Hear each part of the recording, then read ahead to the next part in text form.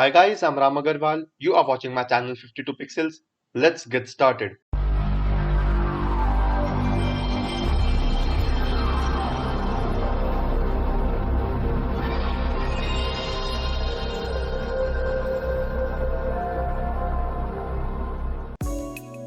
Hi guys, in today's tutorial we are going to see how to work with mockups in Photoshop. What are mockups? Mockups are basically, suppose you have designed a page or a poster that you want to display, but you cannot just display that poster, like you cannot just give the poster to the client and then just say that this is the poster I designed.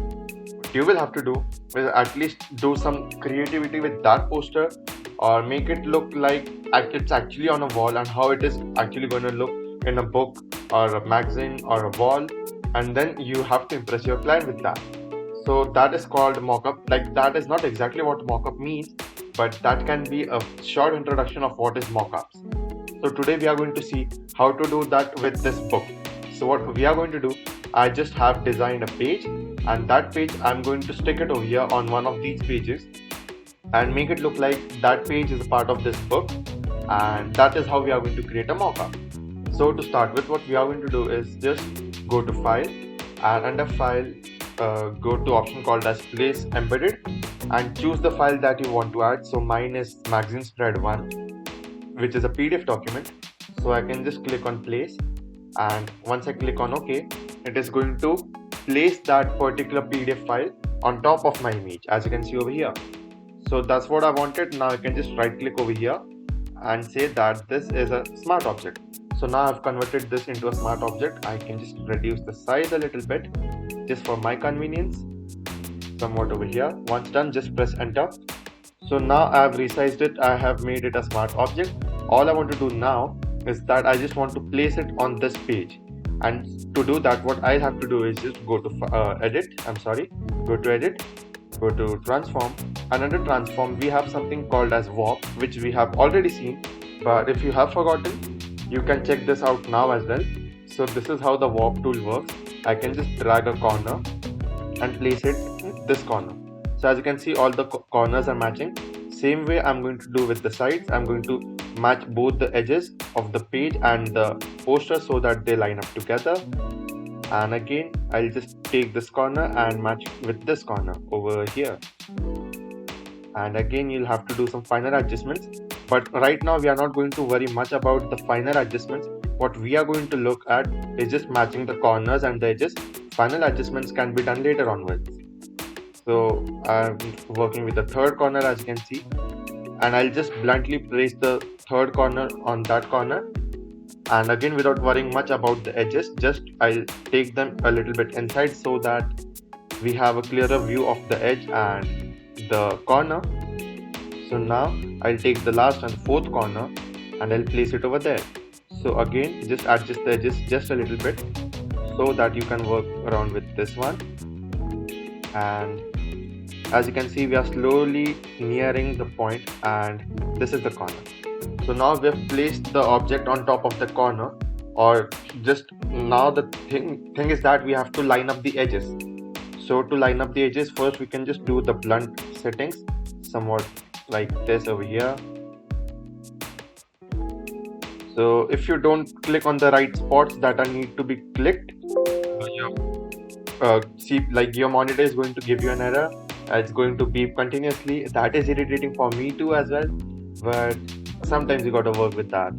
So now this is the next point, and as you can see, we are slowly lining up the page very neatly with the page underneath, and it is going to look very natural.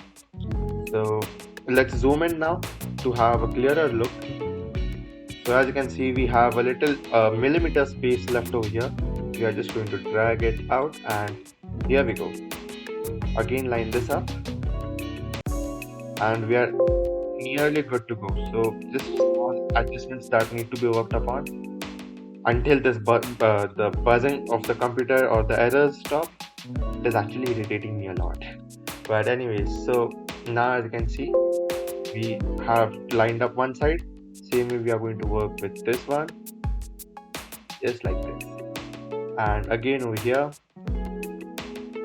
So it is a little hard work, but it is actually exciting to work with because that is something new that Photoshop offers, and most of the people love doing it. So yeah, it's a little hectic job, but you're going to love it because you get the result that is really fantastic to look at. And as you can see, slowly we are nearing almost all the sides, and all the corners and the edges are getting perfectly matched up just the way I wanted.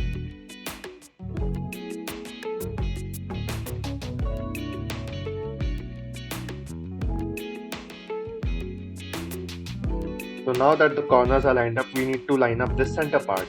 So for working with the center part, you can just tap anywhere in the center and just drag it towards the left, because this time it was tapered towards the right.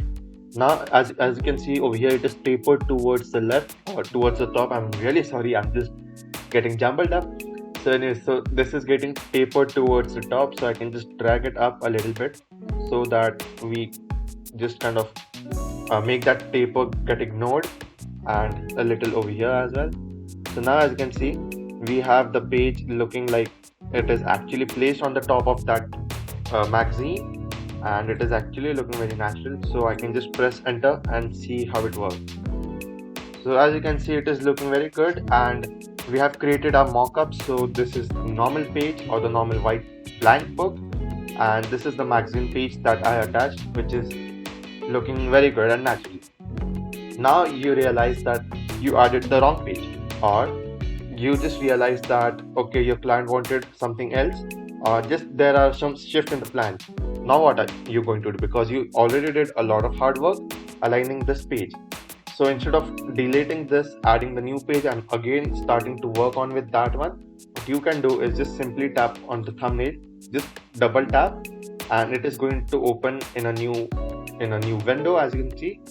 And now in this window, you can just go to file, say where is it, I'm sorry, place embedded, and you can place the second page that the client actually needs.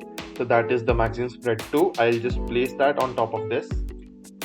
As you can see, it has been placed properly, and I can just press enter. So it has got placed on top of the new page or the old page, as you can see. Now you can just go to file and hit on save. It is just going to get saved, and as you can see over here, magically the second page is applied over here itself. You don't have to change, you don't have to remove earlier page, you don't have to do all that hassle.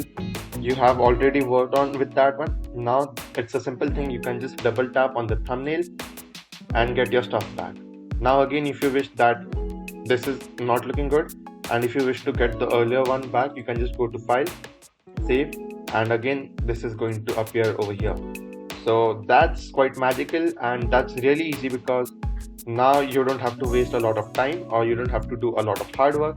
Everything is just under your layers options, and you can just simply work on with that without having to waste a lot of time on that and impress your clients. So well, that's it for today guys. If you found the video to be helpful, please like the video, and in case of any queries or suggestions, please feel free to reach out to me through the comments. With that being said, it's me Agarwal signing off for the day. See you in the next one.